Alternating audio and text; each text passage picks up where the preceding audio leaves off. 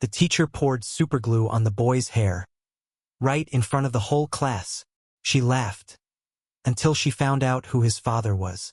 That moment changed everything. His school, his reputation, and his career. This is not fiction. It happened in an ordinary school on an ordinary day. But none of those present will ever forget what the teacher did or what happened next. Post in the comments, where are you watching from? In the small, provincial town of Oak Haven, where every street corner held a story and every neighbor knew one another's name, the halls of Maplewood Elementary were steeped in the old rhythms of tradition. The building itself, a modest brick structure weathered by time and adorned with faded murals of past generations, was the heartbeat of the community. Among its many children was Jeremy, a quiet, thoughtful 9-year-old whose gentle spirit and strong inner dignity set him apart from his peers. Jeremy was a boy of few words but deep thoughts. His dark eyes shone with curiosity and an unspoken wisdom far beyond his years. He moved with a calm presence, his unruly curls hinting at the vibrant energy just waiting to surface. Despite the challenges he faced in a school where most of the students were white and where subtle racial biases often lurked beneath everyday interactions, Jeremy carried himself with the grace of someone who knew his worth. There was an undeniable resilience in him, a determination to remain true to himself even when the world around him seemed indifferent or, worse, hostile. In today's class, the air was heavy with the routine murmurs of a typical morning lesson. The classroom, painted in soft pastel hues with inspirational quotes pinned to the bulletin boards, was filled with rows of wooden desks.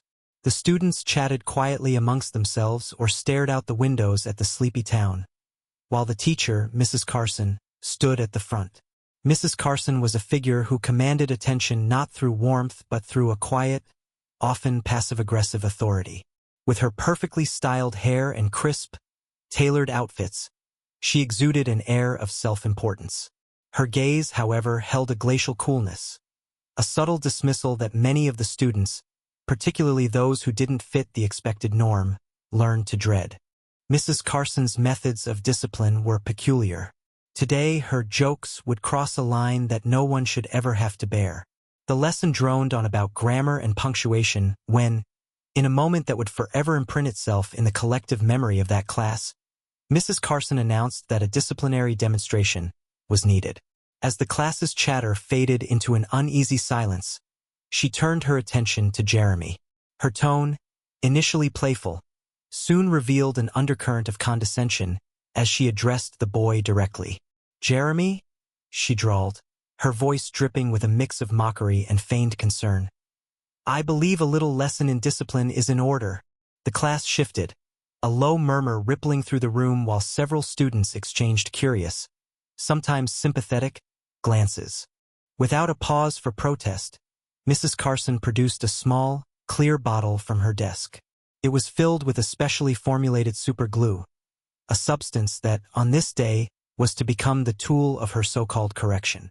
Before Jeremy could muster any response, she leaned forward, her eyes narrowing as if he had committed some unspoken transgression. For those who struggle with keeping their focus or maintaining appropriate neatness, I find that a touch of glue might just keep one in line. With a theatrical flourish that bordered on cruelty, she uncapped the bottle and, in front of the stunned silence of the class, proceeded to pour a small stream of super glue onto Jeremy's hair. The glue splattered across his curls, hardening almost immediately, leaving his delicate strands unyielding in a way they never had been before. Instantly, the reaction was as chaotic as it was heart-wrenching. A ripple of laughter burst out among many of his classmates, an uncontrollable, almost instinctive reaction to an incident that was as absurd as it was degrading. Some of the children snickered, not fully grasping the gravity of what they were witnessing, while others exchanged looks of discomfort and confusion. In the midst of the laughter, a profound silence fell from those adult figures who were supposed to protect and guide them. The other teachers in the building cast anxious, sidelong glances but said nothing. The administration, long accustomed to the unspoken norms of discipline in their nondescript school, remained quietly complicit in their inaction, as if the incident were just another day in a place where the powerful could act with impunity. For Jeremy, time seemed to slow. his eyes filled with tears not just of pain but of deep humiliation. The sticky substance clung to his hair, a physical manifestation of the injustice he endured in that moment. Even as the laughter echoed around him, the mirth of peers another's misfortune, Jeremy displayed a dignified stillness. With a trembling hand he tried to brush away the glue, but it stuck fast, much like the injustice that had been imposed upon him. His inner voice, however, remained unbowed.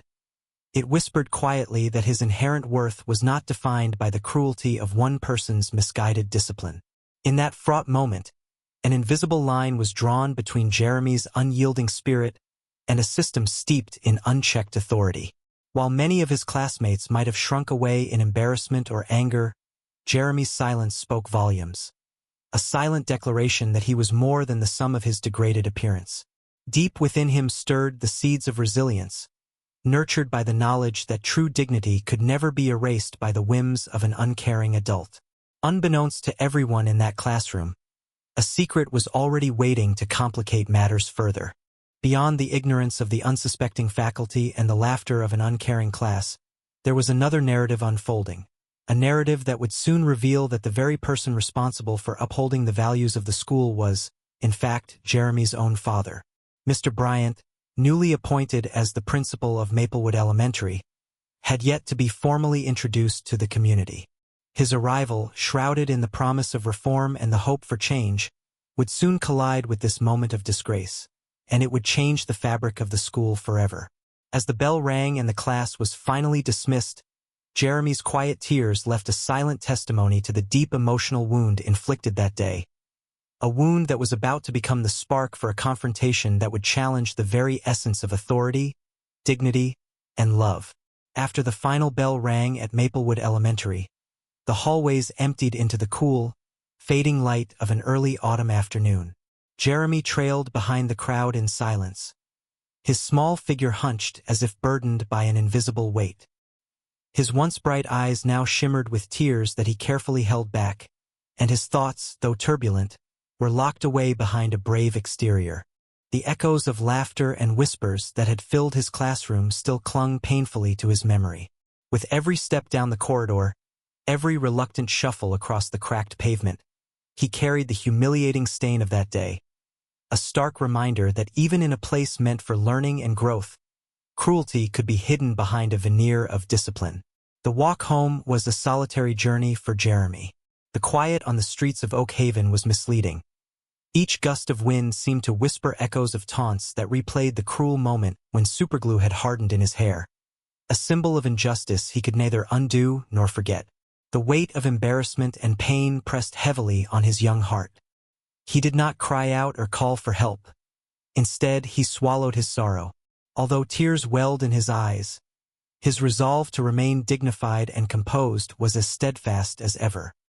His silence was both his shield and his testimony, proof that his inner worth was far greater than the shame forced upon him in that class. Unbeknownst to Jeremy, his journey home was about to take an even more fateful turn. In a modest house on the quieter side of Oak Haven, tucked behind a well-tended garden of wildflowers, Mr. Bryant, Jeremy's father and newly appointed principal of Maplewood Elementary, awaited his return.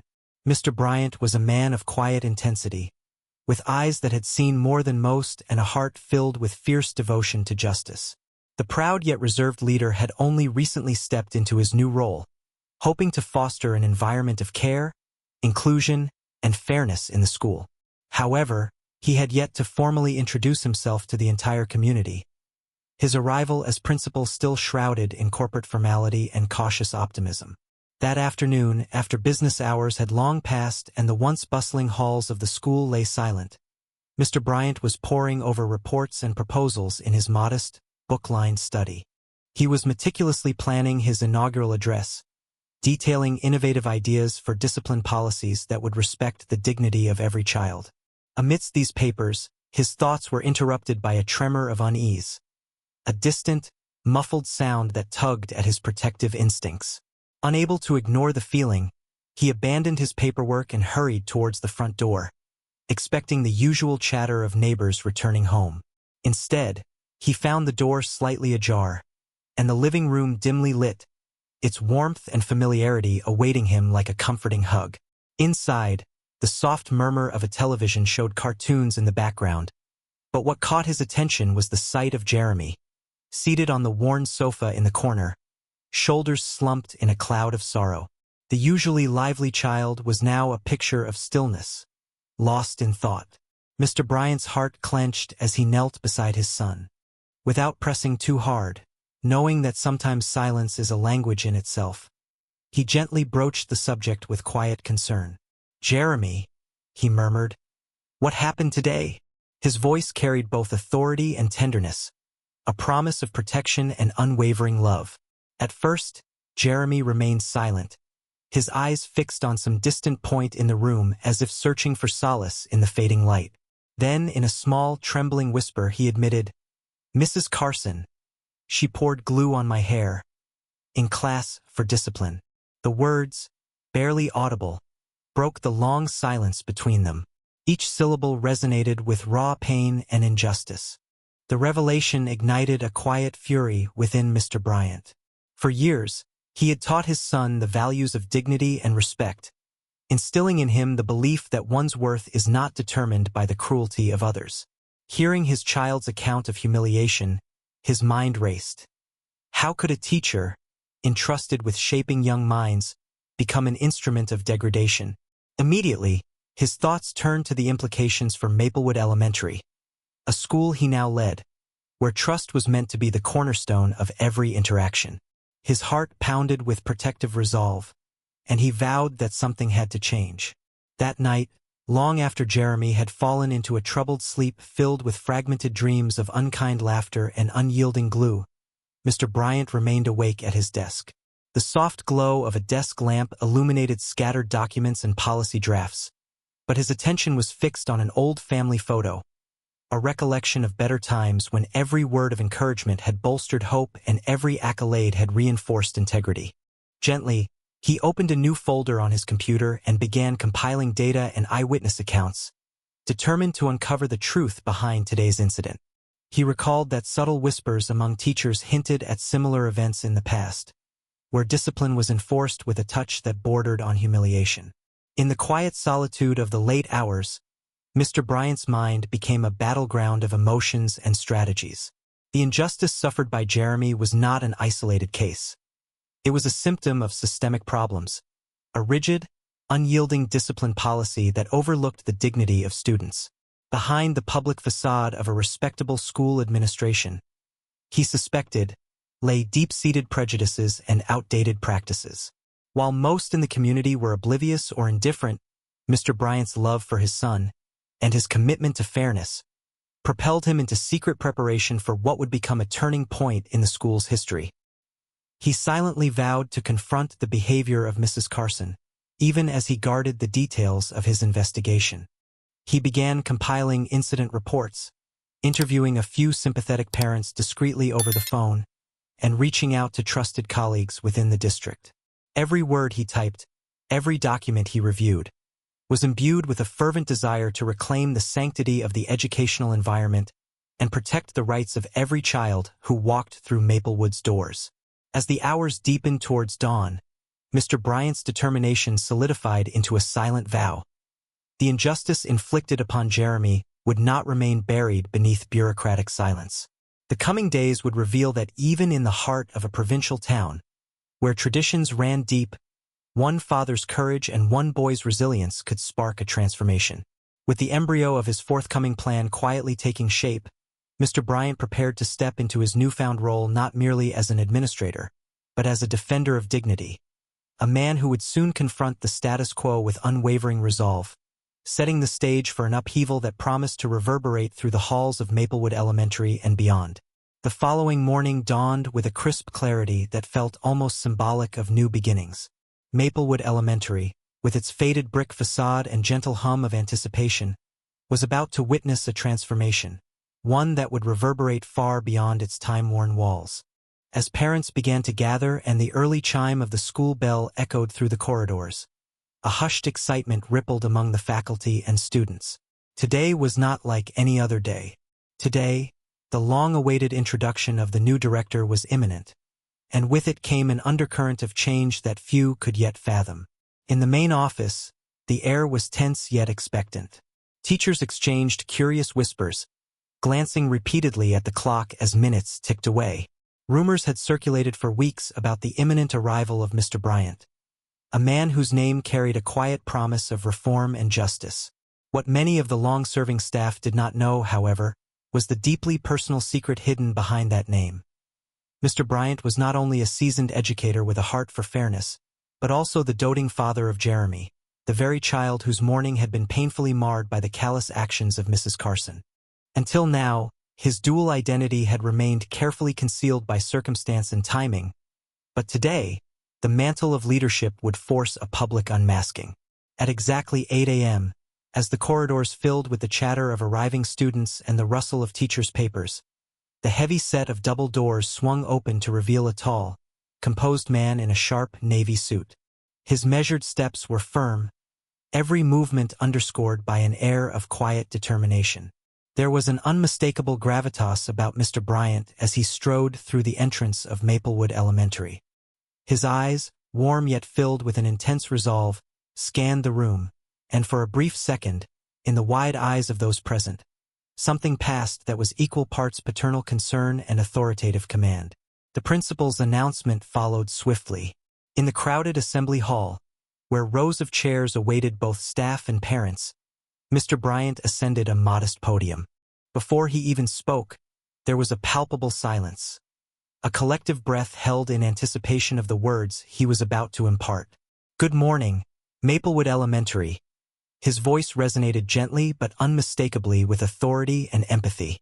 "Today marks the beginning of a new chapter for our school community. I stand before you as your new director, committed to ensuring that every child in this institution is met with respect, fairness, and, above all, dignity." In that moment, his eyes swept over the crowd. Some faces reflected cautious optimism, others hidden apprehension, but many shone with hope. His introductory remarks carried not just promises of administrative reform, but an unspoken acknowledgement of the scrapes and scars that the school bore, scars born of neglect, outdated practices, and unchallenged prejudices. Mr. Bryant continued, "In our everyday interactions, we must remember that education is not solely about academic achievement, but the nurturing of the heart and spirit of every young person, regardless of background." It was a moment of reckoning, a promise that the school would no longer be a silent bystander to injustice. As Mr. Bryant spoke, a murmur of recognition began to spread. There was an unspoken understanding, a subtle convergence of memory and hope. Behind him, large windows framed the morning light, and for a fleeting second, the gentle illumination seemed to underscore his every syllable. The new director's tone was neither punitive nor patronizing. It was firm and compassionate, driven by the personal pains he had witnessed and the resolve to eradicate them. His words formed a bridge between the painful incident that had marred the previous day and the certainty that such cruelty would no longer be tolerated, and a future founded on transparency and mutual respect. Teachers who had once silently turned a blind eye to the unspoken hardships of their students exchanged uncertain glances. Some recalled earlier whispers of incidents that might have been brushed aside by administration. A murmur here, a furtive glance there. Now, however, under Mr. Bryant's steady gaze, those dark recollections began to echo in the minds of those present. Parents, too, felt the stirrings of a needed change. As Mr. Bryant revealed his plans for a comprehensive review of policy and discipline, one that would involve broad consultation with parents, teachers, and students alike, there was an almost tangible shift in the room. Walls that had once silently borne witness to unchallenged authority now seemed ready to be repainted with the colors of accountability and hope. On that unforgettable morning, amid the mix of trepidation and hope, one subtle detail shone with personal significance. Hidden in the back of one classroom, discreetly watching, was Jeremy.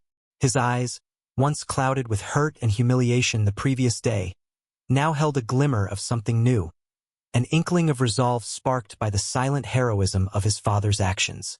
Though he would later shy away from the spotlight, Jeremy's presence did not go unnoticed by Mr. Bryant, who in a private, poignant glance acknowledged that the cost of leadership was measured in both personal pain and the sacrifice of one's comforts for the sake of justice. As the introductory assembly concluded, Mr. Bryant's words continued to echo quietly in the minds of those who had witnessed them. The day had just begun, and already the seeds of a brave new order were being sown in the hallowed halls of Maplewood Elementary. In the wake of that public introduction, an intricate tapestry of change, woven with threads of paternal love, righteous indignation, and a call for systemic reform, had been laid out before the entire school community.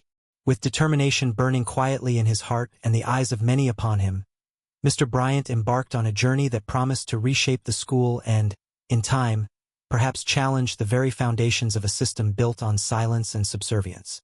In the days following Mr. Bryant's stirring public introduction, murmurs of change rippled through the corridors of Maplewood Elementary.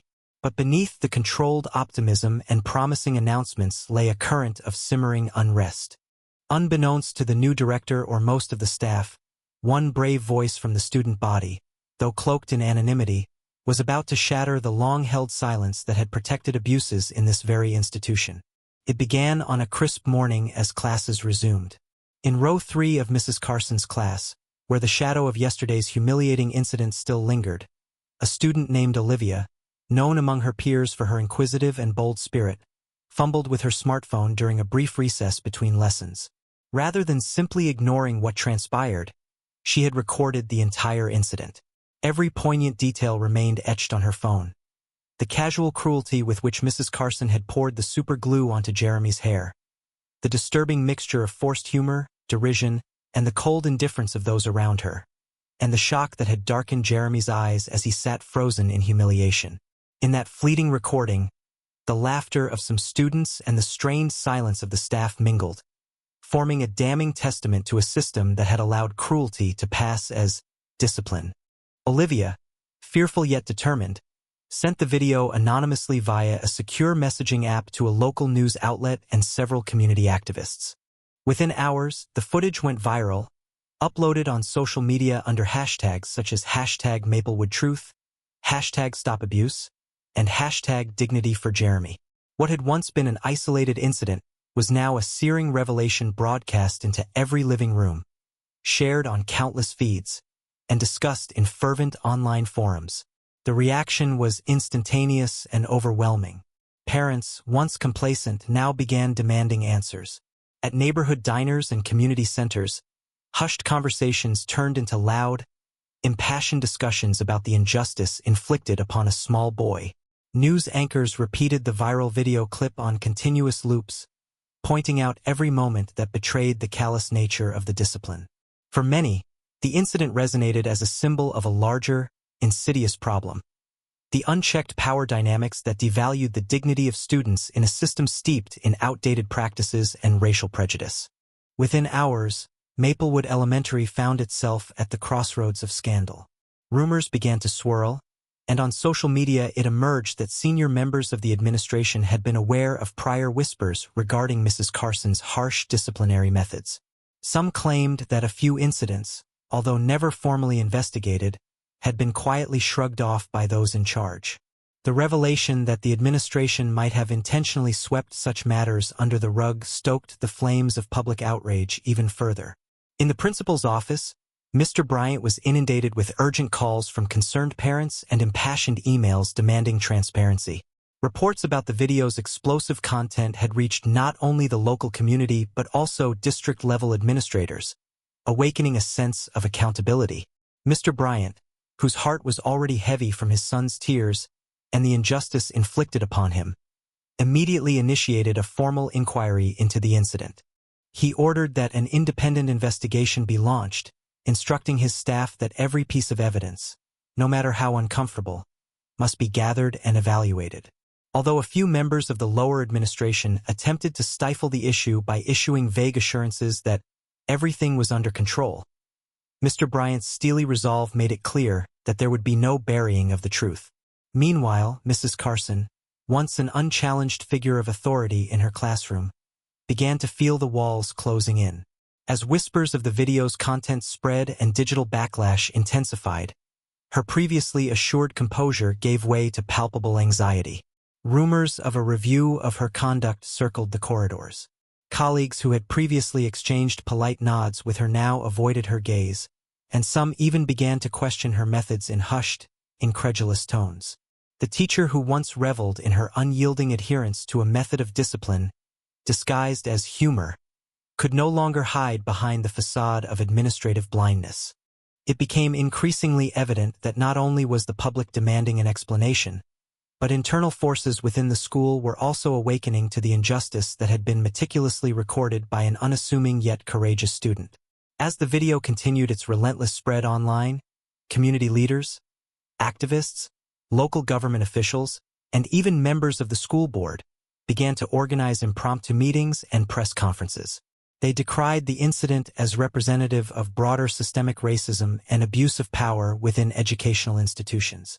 In one such impassioned press conference outside the school, a respected community advocate declared, "This is not about one teacher's misconduct. It is about our children's right to learn with dignity, regardless of the color of their skin. When our systems silence the voices of our children, every one of us must stand up." Under mounting public pressure and with the undeniable video evidence now in the hands of both the media and a determined public, Mr. Bryant knew that the coming days would mark a turning point. His own investigation into the incident would not only focus on disciplining the teacher responsible, but also on overhauling the outdated disciplinary practices that had long been tolerated in his school. The administration's previous attempts to quietly cover up such incidents were laid bare in public scrutiny. As the independent inquiry was set in motion and Mr. Bryant prepared to address the community in a forthcoming parents' meeting, it became increasingly clear that the truth could no longer be brushed aside. The unmasking of this injustice had ignited a spark, a clarion call for accountability and reform that resonated deeply through the community. The actions of one anonymous student had transformed a painful and degrading moment into a powerful catalyst for change. In those shared moments of digital awakening, the collective voice of the community began to demand that every child at Maplewood Elementary be treated with dignity and respect. Even as some voices within the establishment sought to minimize the scandal, the unstoppable momentum of truth continued to surge, heralding the dawn of a new era where every injustice, no matter how small, would be met with an unwavering call for accountability. Under a slate-gray sky, Maplewood Elementary's auditorium buzzed with a charged mixture of anger, hope, and trepidation. Parents, teachers, community leaders, and local activists all gathered for what was fast becoming the defining public parental council meeting of the school's troubled history. Chairs were arranged in neatly patched rows before a modest stage, upon which stood a podium draped in the school's faded banner. Word of the anonymous video, and its explosive revelations about Mrs. Carson's humiliating discipline of young Jeremy, had spread like wildfire. What most parents had once dismissed as isolated incidents was now recognized as a symptom of a much larger systemic failure. At exactly 6 p.m., the meeting was called to order by none other than Mr. Bryant, newly instated as principal, whose presence carried the full weight of both paternal love and determined reform. Stepping up to the podium, he acknowledged the anxious faces before him with a calm but stern gaze. His measured voice, honed through years of quiet advocacy, broke through the murmurs of conversation. "Good evening. I stand before you not only as the new director of Maplewood Elementary, but as a father deeply disturbed by what has transpired within these walls. Tonight, we confront an injustice inflicted upon our children. An injustice that is as personal as it is systemic." A hushed silence descended upon the room. Mr. Bryant took a deliberate breath before continuing, his voice gradually rising with resolute emotion. "Last week, a very young student, Jeremy, was subjected to a disciplinary act that no child should ever endure. His teacher, Mrs. Carson, purportedly used super glue on his hair under the guise of discipline. This act was not an isolated mishap. It was a display of bias and a violation of the dignity of our child. It is our obligation, as a community committed to nurturing every child's potential, to demand accountability." Without missing a beat, Mr. Bryant produced from a folder a series of documents. Incident reports, previous complaint logs, and internal memos hinting at a history of similar practices that had been quietly ignored. His hand trembled only slightly as he shared the details on record, evidence that suggested the administration had, in the past, turned a blind eye to such abusive disciplinary methods. He then introduced the damning video clip, the one secretly recorded by a vigilant student, Olivia, which had poured salt on the initial wound. The staggering images played on a large projection screen behind him for all to see. The cruel moment when super glue, intended for industrial use, was doused onto Jeremy's hair. The callous laughter of some students, and the indifferent silence of the faculty in the background. A ripple of shock and dismay surged through the audience as parents exchanged looks of disbelief and anger. One middle-aged woman, her eyes glistening with unshed tears, whispered to a neighbor, "How could this be allowed to happen in our school?" Another parent slammed a fist lightly on the table in silent protest. The camera flashes outside bore witness to the unfolding scene. The public was now an active participant in this call for justice. Mr. Bryant's tone grew sterner, his words unmistakably laced with both passion and heartbreak. "We raised these children to believe that every person, regardless of skin color, should be treated with dignity by those entrusted with their care.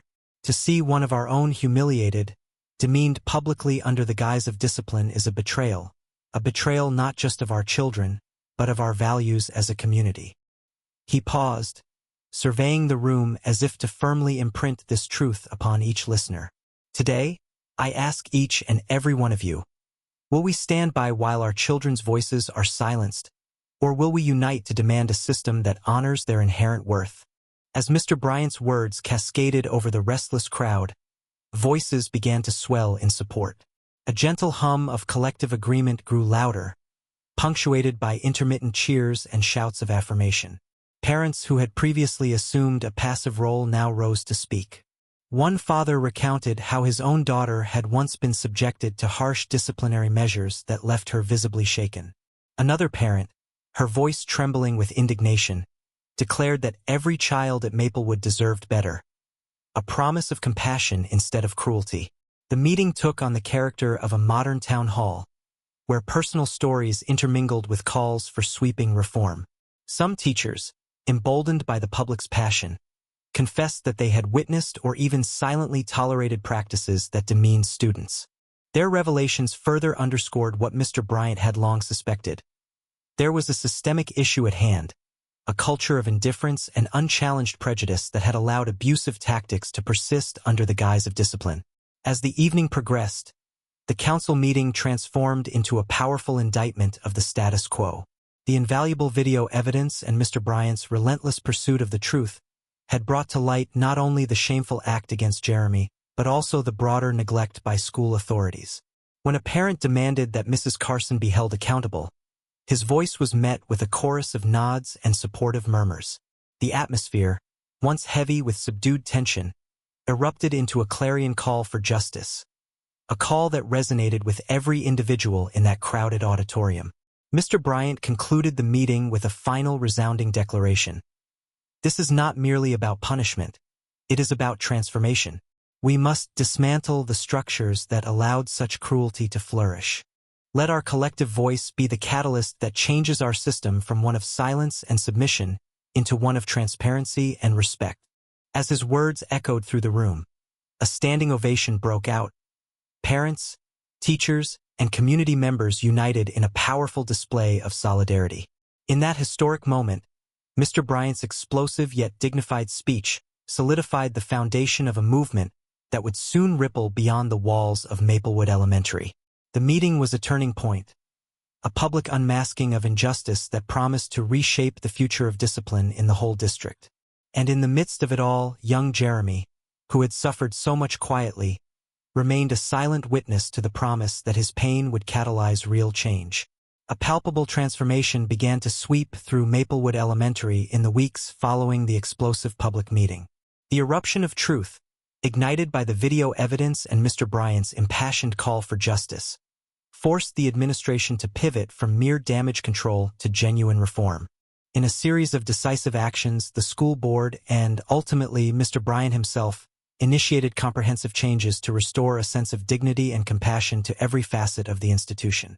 The most immediate consequence was the dismissal of Mrs. Carson. With the incontrovertible video evidence in hand and numerous internal reports emerging from previously suppressed complaints, the school board had no choice but to terminate her employment.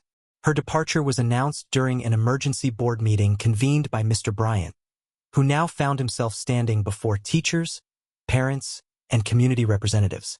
In his address, his voice was steady with resolve. Today, we mark the end of an era where disciplinary practices were misused to demean and humiliate our children.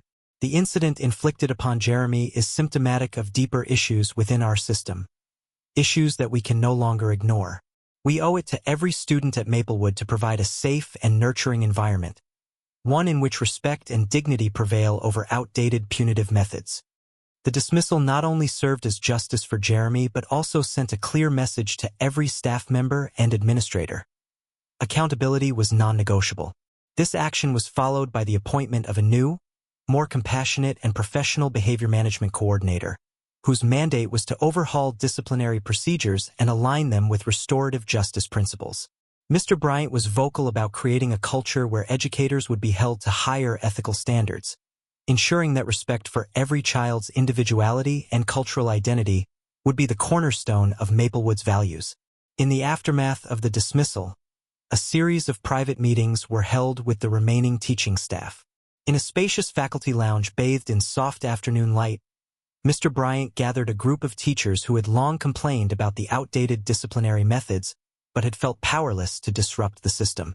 The room was heavy with a mix of guilt and cautious hope as teachers, some worn down by years of administrative indifference, shared their experiences. One teacher, Ms. Thompson, a veteran educator with silvered hair and gentle eyes, quietly admitted, "For years I felt we had become complicit by not challenging these harsh methods. I am relieved that the truth is finally forcing us to re-examine our practices." Mr. Bryant listened intently, his expression underscored by empathy and determination. He offered, "This is the moment we redefine what it means to educate. We will conduct workshops on cultural sensitivity, anti-bias training, and emotional intelligence. Disciplinary actions will be documented transparently, and every incident, no matter how small, will be reviewed through a restorative lens." His words resonated, sparking a series of commitments from teachers who pledged, one after the other, to support the transition toward a kinder, more inclusive environment. Meanwhile, the student body, long subjected to an unspoken hierarchy that often left them feeling marginalized, began to witness tangible change. Counselors held small group sessions where children were encouraged to voice their feelings about school discipline, opening a channel for healing and dialogue. A new student advisory board was instituted to allow pupils to directly participate in decision-making processes regarding school policies. In one such meeting, a group of students, diverse in background and united in purpose, discussed the changes they hoped to see, including more empathetic disciplinary measures and opportunities for restorative peer mediation. Their voices, once stifled, metamorphosed into a vital, collaborative force for improvement. For Jeremy, the transformation of Maplewood felt both surreal and deeply personal. In class, as teachers began to adopt more nurturing approaches, the sting of that painful day slowly started to fade. During recess, teachers stopped merely supervising from afar and instead engaged with students in heart-to-heart conversations. Jeremy noticed a change in the way some of his formerly aloof teachers listened to him. One day, Ms. Thompson approached him with a quiet smile, saying, "I want you to know that I'm here if you ever need to talk, Jeremy. What happened should never define you. You are valued, and we will do better." This simple reassurance began to stitch the emotional wound that had been inflicted by cruelty. Across the corridors, chalkboards once filled solely with rules and consequences were gradually replaced by murals depicting stories of resilience, diversity, and unity, a visual commitment to the school's renewed mission. Informal discussions among students and teachers proliferated as they debated ways to build a better community. Art projects, powerfully thematic and laden with vivid expressions of hope, adorned the hallways and served as constant reminders of their collective vow never to return to an era of humiliation. The ripple effects extended beyond Maplewood's immediate boundaries. The district's Board of Education, prompted by the media coverage and shifting parental sentiments, initiated a review of disciplinary policies in all schools within the region. A task force comprising parents, educational experts, and community advocates was established to recommend new guidelines that would ensure every child, regardless of race or background, would be treated with the dignity they deserved. The advocacy movement that had been galvanized by Jeremy's incident had grown, and policymakers began to confront long-standing prejudices that had once made schools like Maplewood safe havens for abuse. Throughout it all, Mr. Bryant maintained a visible presence. He held open-door sessions in his office, inviting parents and guardians to voice their concerns and share ideas for further improvements. His leadership became a beacon of transparent accountability, and his daily interactions with teachers and students affirmed his unwavering commitment to transforming the school culture. In quiet moments, when the hectic pace subsided, Mr. Bryant would reflect on the painful journey that had led him to this point, aware that real change required both decisive action and compassionate understanding. By the end of the school term, Maplewood Elementary had undergone a metamorphosis that exceeded even the most hopeful predictions. The fire that had been sparked by injustice had ignited a transformation throughout the entire community. While not every issue had been solved overnight, a new era of empathy, respectful discipline, and proactive engagement had begun to emerge, one in which every child's dignity was safeguarded, and every teacher understood that true authority lay in nurturing minds, not in instilling fear. As word spread of these changes, families from neighboring towns expressed newfound interest in Maplewood's progressive approach. The once insular community now found itself at the forefront of a district-wide movement, a pioneering model of how a small town could stand against systemic injustice and emerge stronger, united, and hopeful for the future. The crisp morning air over Oak Haven hinted at renewal as Maplewood Elementary blossomed into a beacon of hope and change, a transformation that had taken root in the hearts of its students, staff, and community members alike. In a spacious auditorium filled with parents, teachers, community advocates, and even district administrators, the stage was set for a groundbreaking event. The inaugural Educational Leadership Conference for Empowering Dignity, a gathering inspired by the struggle and ultimate triumph that began right in the corridors of this very school. At the forefront of the conference stood a young, determined Jeremy. No longer the quiet, dejected boy who had once endured humiliation beside his classmates, Jeremy now exuded a fragile, yet unmistakable, strength. Over the months since that painful day when Mrs. Carson had splashed super glue onto his hair as a misguided tactic of discipline, the incident had evolved into something much larger. It had ignited fierce discussions about systemic injustice and the need for a school culture that celebrated every student's inherent worth. Through support groups, restorative sessions, and countless heartfelt conversations with caring educators and his own father, Jeremy had slowly reclaimed his dignity and begun to rediscover the power of his own voice. As the conference was about to commence, Jeremy sat backstage, his heart pounding with both nervous anticipation and a resolute determination. He recalled the long nights spent quietly reading his own scribbled drafts, revising every word until his message of dignity, resilience, and hope shined through like a beacon. His thoughts were filled with the faces of his classmates, some who had laughed in that moment of cruelty, others who had silently hoped for change, and the unwavering support of those who had stood by him. Most importantly, he remembered his father's comforting words. Mr. Bryant, who had once locked the school's imposing doors behind him as an administrator and a loving father, had inspired Jeremy all along with his tireless fight for justice and reform. The conference hall slowly darkened in anticipation as the moderator introduced Jeremy as the voice of renewal for Maplewood Elementary.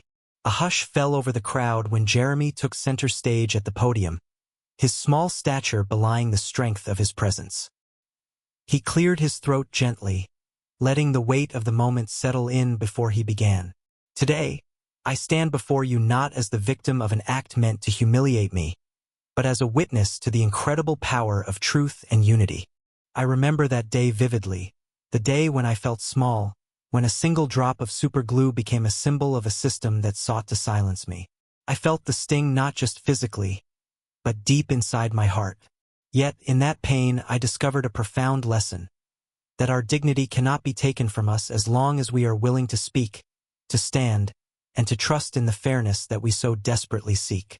Pausing to meet the eyes of those listening, Jeremy continued, his voice growing steadier with each word. My experience might seem like a small moment in our school's long history, but it has changed Maplewood Elementary forever. I see it in the new murals painted on our hallways, stories of resilience and hope. I feel it when our teachers listen with empathy rather than judgment, and when our parents unite in a fervor to demand justice and reform. This is not just my story.